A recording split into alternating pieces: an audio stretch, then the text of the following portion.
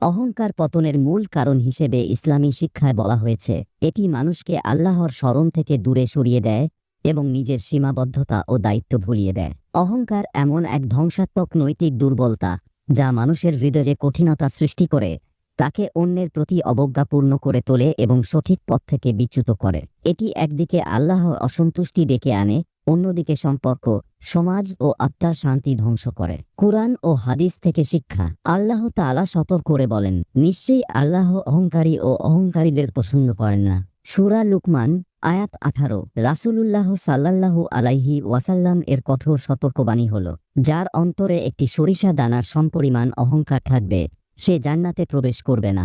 সহিহ মুসলিম। অহংকার পতনের মূল কারণ। অহংকার মানুষের হৃদয় কঠিন করে তোলে, তাকে আল্লাহর রহমত ও বরকত থেকে বঞ্চিত করে। অহংকারী ব্যক্তি নিজের ভুল বুঝতে পারে না, অন্যের উপদেশ গ্রহণ করতে অক্ষম হয়।